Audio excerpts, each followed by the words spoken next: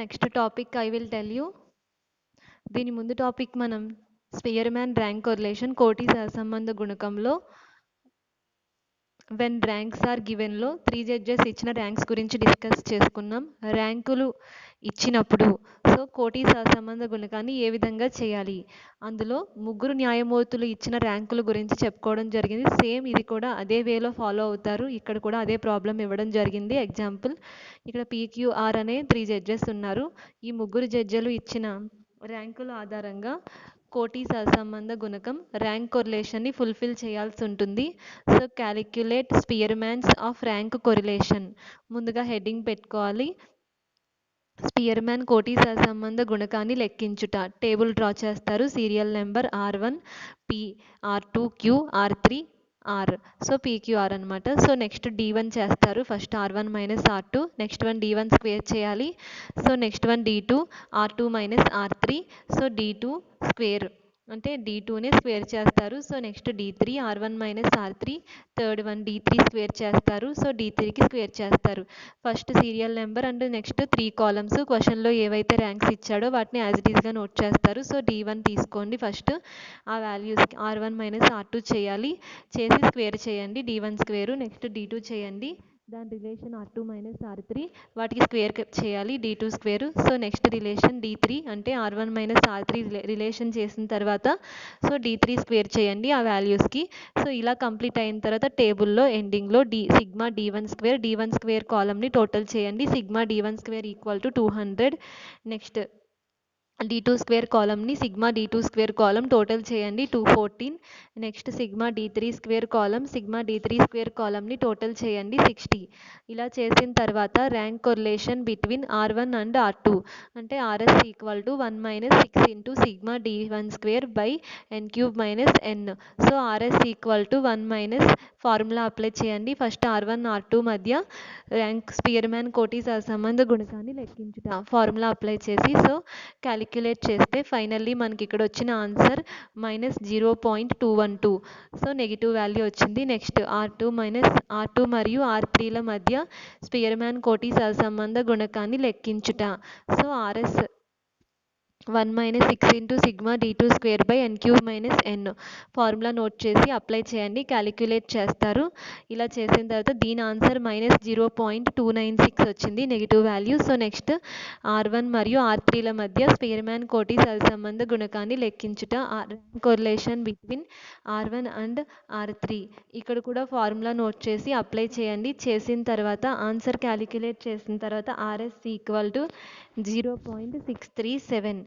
అయితే ఇక్కడ దీని ఆన్సర్ ప్రకారం ఏంటంటే ఇది పాజిటివ్ వాల్యూ ఉంది. Therefore the P and R pair R1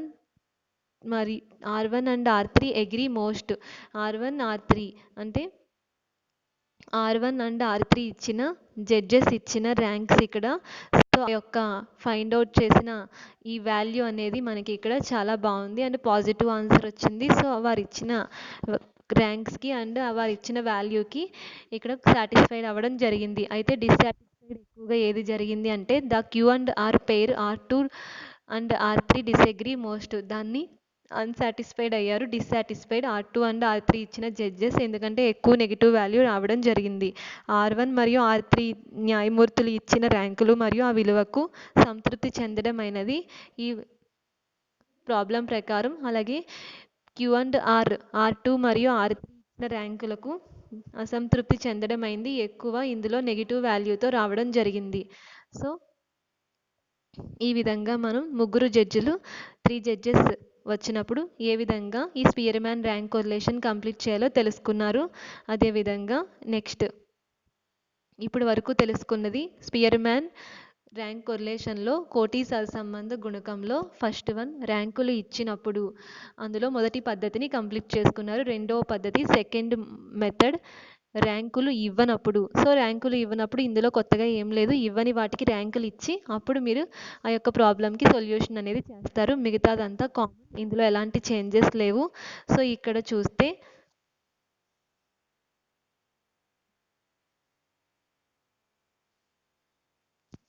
చూస్తే మనకి ఏ మార్క్స్ బి మార్క్స్ అనే ఇద్దరు జడ్జిలు ఇచ్చిన మార్కులు ఉన్నాయి. అంటే ఇక్కడ ఇద్దరు జడ్జిలు ఇచ్చిన 2 జడ్జెస్ ఇచ్చిన మార్క్స్ ఇవ్వడం జరిగింది. ఫస్ట్ ఆఫ్ ఆల్ ఏం చేయాలంటే హెడ్డింగ్ పెట్టుకోవాలి, calculation of Spearman rank correlation, Spearman కోటి సహసంబంధ గుణకాలు టేబుల్ డ్రా చేయండి, సీరియల్ నెంబర్. సో నెక్స్ట్ ఏ మార్క్స్ అని మీకు 72 నుండి 86 వరకు మార్క్స్ ఉన్నాయి, ఇవన్నీ నోట్ చేస్తారు. సో బి మార్క్స్ అని చెప్పి 80 టు 75 వరకు మార్క్స్ నోట్ చేయండి. సో నెక్స్ట్ R1 అని చెప్పి ఏ మార్క్స్కి ర్యాంక్స్ ఇవ్వండి.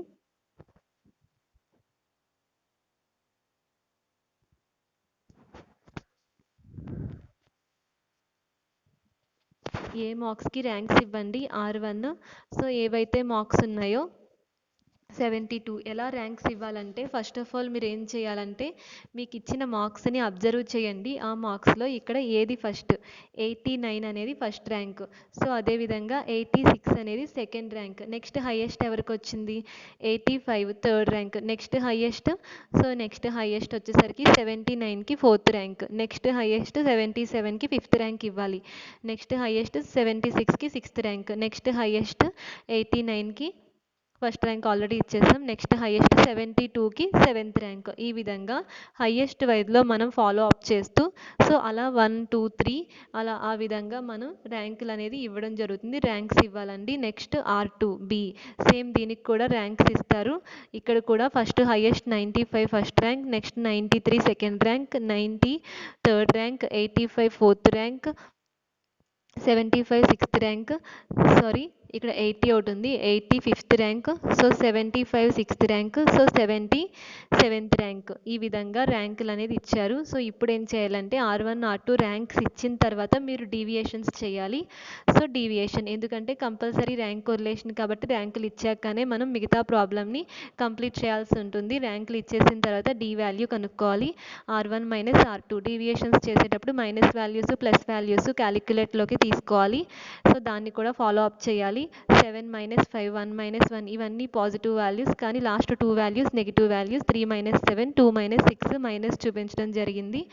ఈ విధంగా మనం D value deviations find out చేస్తారు ఇంతకు ముందు ప్రొసీజర్ లాగే. నెక్స్ట్ డి స్క్వేర్ చేయాలి. డి స్క్వేర్ అంటే ఈ ముందు కాలంకి స్క్వేర్ వాల్యూస్ చేస్తారు. స్క్వేర్ అయిపోయిన తర్వాత టోటల్ చేసి sigma D square equal to 50. ఇక్కడ రాయలేదు బట్ మ్యాండటరీగా sigma D square equal to 50 అని మెన్షన్ చేయాలి. Number of items serial number 7 members మీరే ఆర్డర్ చేసుకున్న తర్వాత, so number of items equal to 7 అని నోట్ చేస్తారు. టేబుల్ క్లోజ్ చేయాలి. అంటే next RS equal to 1 minus 6 into sigma D square by n cube minus n. So RS equal to 1 minus 6 into sigma d square total 50 by n cube వచ్చేసరికి 7 cube minus 7. Next RS equal to 1 minus 6 into 50 అంటే 300 by 7 cube అంటే 7 into 7 into 7 3 times repeat చేసినప్పుడు 343 minus 7.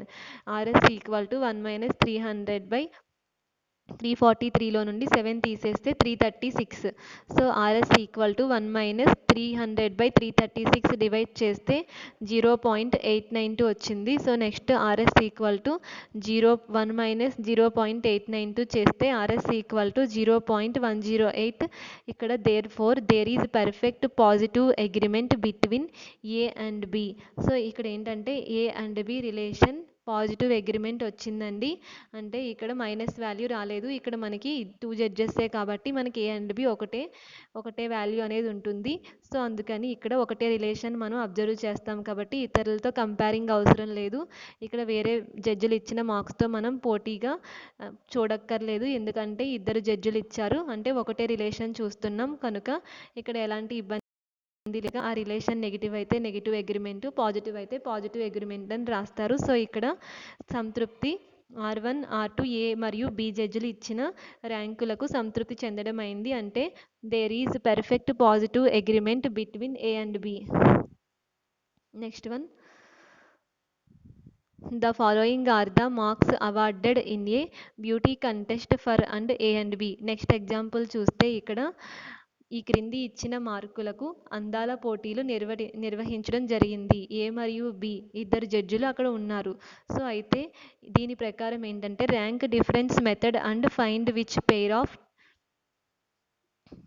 Of agree so most and which pair disagree the most.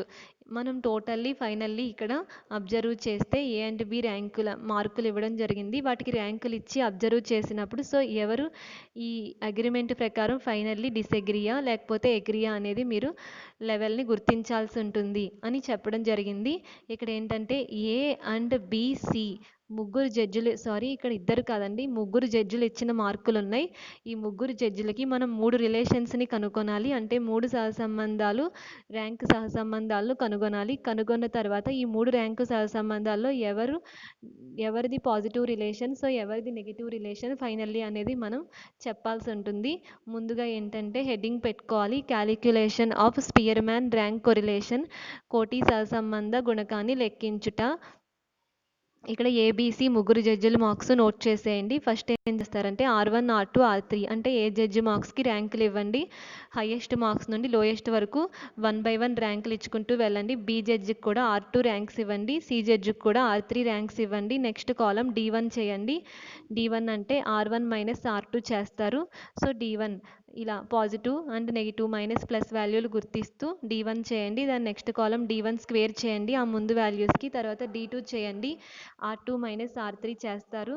So next D2 square చేయండి. D2 చేసినప్పుడు minus plus values వస్తాయి. So next D2 square చేయండి. Next D3 చేయండి. D3 వచ్చేసరికి R1 minus R3 చేయండి. R1 minus R3 minus plus values వస్తాయి. Next last column D3 square, దాని ముందు కాలంకి స్క్వేర్ కనుగొనండి. ఫైనల్లీ టేబుల్ క్లోజ్ చేయండి. సో D1 స్క్వేర్కి సిగ్మా D1 స్క్వేర్ అని చెప్పి సో ఈ కిందన ఏం చేస్తారంటే D1 square sigma D1 square total చేయండి. Next D2 square sigma D2 square అని టోటల్ చేయండి. 48, 88. D3 square sigma D3 square అని చెప్పి టోటల్ చేయండి. 26. So rank correlation between R1 మరియు R2, R1 and R2, R1 మరియు R2ల మధ్య కోటి సహసంబంధ గుణకాన్ని లెక్కించుట.